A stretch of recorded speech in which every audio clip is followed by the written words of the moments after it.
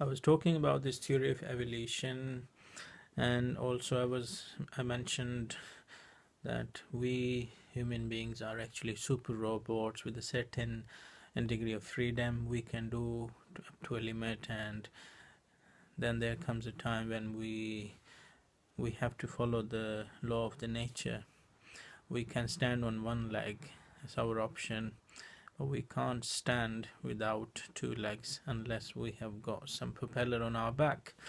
Let's talk a little bit about a microprocessor. A microprocessor is at the moment the most advanced in its most advanced form. It's just like a brain. We give it input and it is programmed to give us output. So for a very advanced computer, having a microprocessor like MacBook or Mac Air or any computer, it will have its processor as its brain, and it will have its input from different things. One of it is from the keyboard, and there are programs and there are files, and there is its memory. So it's very much acting like a brain, a human brain. It makes decisions on the basis of the code that has been written into it. But it has, in this age, gained very much freedom. So it is, we do not actually ask it to do something directly. We start from the very basics of ones and zeros. We give it a assembly language, a machine language, and then this machine language is used to give a high to form the basis of a high level language.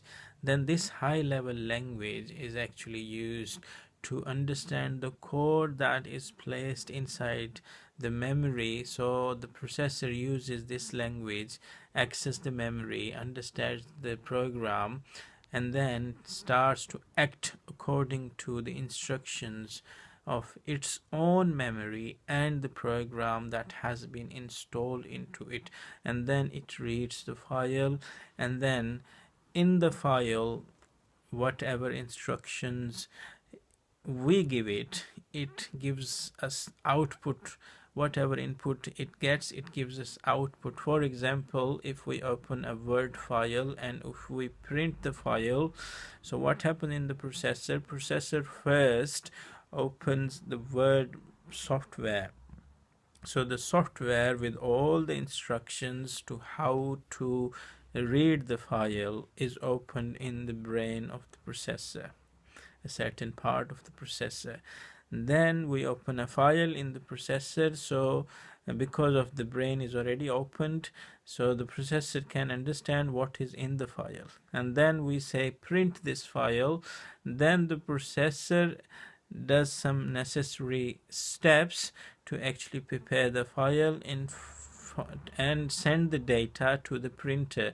Then the printer has its own processor which communicates through a port with the computer processor, and these two, when they agree, when there is no error, they decide the data is transferred to the processor of the printer.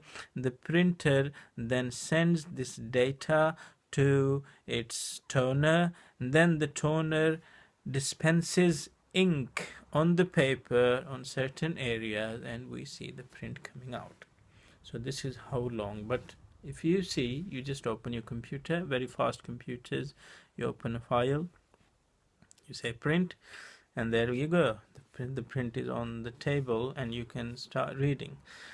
In the very much similar way, we have our brain and all this human body, right? If you pinch on your toe, the brain will understand what's happening. If you take a knife and cut your finger, the brain will tell you do not do that. It's going to be very painful. If you want to play, you will enjoy it because everything is in the brain. There is a program in the brain. Then this program is adaptive. is very much adaptive. You live in a jungle, you are different. You live in New York, in London, in Paris, Frankfurt, Berlin, Islamabad, Karachi, Kuala Lumpur is very different.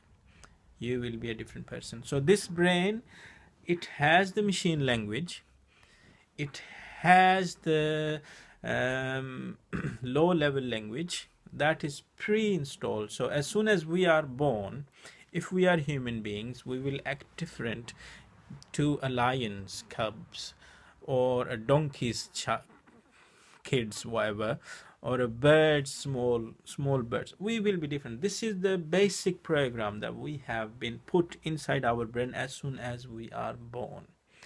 We do not act like any other animal. We have our own genes that make us to act different way, to learn things different way. We can talk, nobody else can talk like us. We can think, we can look at the things, we can observe, we can do all these things. So it is different. So when we learn all these things and we act accordingly, we give our feedback, we get an input. Someone swears on you, this is the input, and what you do, you give him a punch so he never do that again, or you just walk away. So you say, that's not, something, maybe he's a heavy guy, or maybe you just don't like fighting with people. So anyway, you had an input and you made your decision. The decision can be different depending on your personality, but when you were born, it was different. When you were born, you had a very basic program already installed in you that made you different from any other species, any other animal, bird, tree, whatever. I hope I am trying to make myself clear, even though things are a bit complicated to understand. But the thing is, the point I'm trying to make is that every human being is created, he has evolved. There is a certain degree of freedom that he can act. He can absorb things from the atmosphere. If he were living in a jungle, he will act like animals, but still he will not be animal.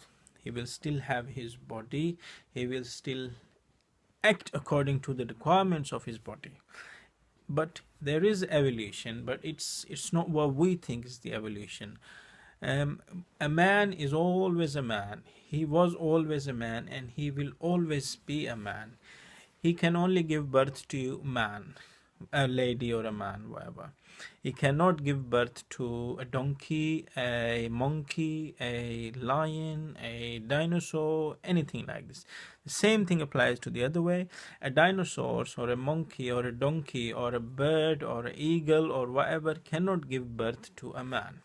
So every species has been given, second point, every species has been given a certain basic, very, very basic program inside it.